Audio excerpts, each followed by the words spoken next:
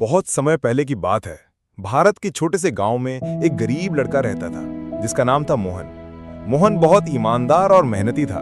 वो गांव में लकड़ियां काट कर इकट्ठा करता और उसी से अपना गुजारा किया करता। जो भी वो कमाता उसी में संतोष करता। उस गांव के सभी लोग मोहन को उसकी ईमानदारी के लिए बहुत पसंद करते थे। एक साथ उस गांव में भयंकर सूखा पड़ा। खेत बंजर हो गए, कुएं और सभी तालाब सूखने लगे, जानवर मरने लगे। लोगों के पास कोई भी संसाधन नहीं बचा था। उस गांव के बहुत से लोग उस जगह से निकलकर दूसरे गांव में जाने लगे।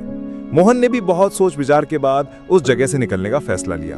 थोड़ा बहुत सामान लेकर मोहन अपनी नाव में किसी नए जीवन की तलाश में निकल पड़ा। मोहन ये सोच रहा था कि दूरी पर उसे नया गांव मिल जाएगा तो वो नए सिरे से अपनी जिंदगी शुरू कर सकेगा। लेकिन उसे नहीं पता था कि उसकी जिंदगी में क्या होने वाला है। दिन रात वो नदी में नाव चलाता रहा, लेकिन कहीं पर भी उसे किनारा नजर नहीं आया। धीरे धीरे उसका लाया हुआ सारा सामान भी खत्म होने लगा। भूख से अब उसकी हालत बिगड़ने लगी। कमजोरी से बेहाल होकर मोहन अब ये सोचने लगा कि शायद उसका अंत नजदीक है। तभी अचानक उसकी नजर नदी में तैरते हुए सेब पर पड़ी। वो सेब बहुत ही लाल और देखने में ताजा लग रहा था। भूख से परेशान होकर मोहन ने तुरंत वो सेब उठाया और खा लिया। तो मोहन को राहत तो मिली, लेकिन उसके मन में गिलानी भर गई। मोहन की ईमानदारी ने उसे आराम से बैठने नहीं दिया। उसे लगने लगा कि ये सेब तो किसी और का था और मैंने इसके मालिक की बिना अनुमति के उसे खा लिया। मोहन ने यह फैसला लिया कि वो इस सेब के मालिक से मिलेगा और उससे माफी मांगेगा। मोहन ने अपनी नाव को उसी दिशा में मोड़ लिया जिस दिशा से सेब आया था। कुछ दूरी पर चलने के बाद उसे नदी किनारे बहुत बड़ा सेब का पेड़ दिखाई दिया। उस पेड़ की एक डाली नदी से लगी हुई थी। मोहन ये समझ गया कि सेब यहीं से टूटकर नदी में गिरा है। सेब के पेड़ के पास ही उसे एक सुंदर मकान भी दिखाई दिया।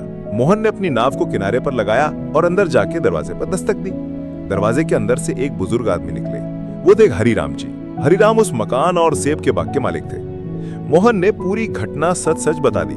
उसने अपने कंधे झुकाकर अपनी गलती मानी और हरिराम जी से माफी मांगी। हरिराम मोहन की ईमानदारी को देखकर हैरान हो गए, लेकिन बोले, तुमने बिना अनुमति के मेरा सेब खाया है। इसके लिए तुम्हें 2 साल तक इसी बाग में रहना होगा और यहाँ की देखभाल करनी होगी।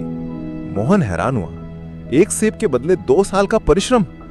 लेकिन उसने बिना कोई सवाल किए हरिराम की शर्त मान ली। उसे लगा शायद यही उसका प्रायश्चित है। 2 साल तक मोहन ने पूरे समर्पण के साथ बाग में काम किया। वो पेड़ों की देखभाल करता, फल इकट्ठा करता और हरिराम के हर आदेश का पालन करता। धीरे धीरे हरिराम भी उसकी ईमानदारी से बहुत प्रभावित हुए। इसी तरह करते करते 2 साल हो गए। 2 साल पूरे होने पर मोहन ने विनम्रता से कहा, मालिक, अब 2 साल हो चुके हैं, क्या अब मैं जा सकता हूँ? हरिराम कुछ पल चुप रहे और फिर बोले, नहीं मोहन, अभी मैंने तुम्हें माफ नहीं किया है। तुम्हें मेरी एक और बात माननी होगी। मोहन ने फिर से अपने कंधे झुका लिए और वो बोला, आपकी हर आज्ञा स्वीकार है मालिक। ये सुनकर हरिराम की आंखों में आंसू आ गए। उन्होंने मोहन का हाथ पकड़ के उससे कहा, मेरी एकलौती बेटी है राधा, मैं चाहता हूं कि तुम उससे विवाह करो। तुम जैसे ईमानदार और नेक इंसान से अच्छा दामाद मुझे इस गांव में नहीं मिल सकता और आज से तुम इस पूरे बाग के मालिक हो। मोहन हैरान रह गया। उसकी आंखों से खुशी के आंसू बहने लगे। वो रोते रोते हरिराम के गले लग गया। कुछ ही समय बाद मोहन और राधा का विवाह हो गया। उस गांव के लोग उस साधारण लक्कड़हारे की किस्मत देखकर हैरान थे। मोहन अब उस बाग का मालिक था और इसी के साथ उसे एक सुंदर लड़की भी मिल गई थी। मालिक होने के बावजूद मोहन अब भी उस बाग में उसी तरह काम करता जिस तरह वो उस समय करता था और ईश्वर को धन्यवाद देता और हर किसी से बस एक ही बात कहता, अगर तुम हर हालात में ईमानदार रहोगे तो एक दिन ईश्वर तुम्हें तुम्हारी ईमानदारी का इनाम जरूर देगा। अगर आपको ये कहानी अच्छी लगी है तो आपको एक विद्यार्थी की ये कहानी भी जरूर सुननी चाहिए।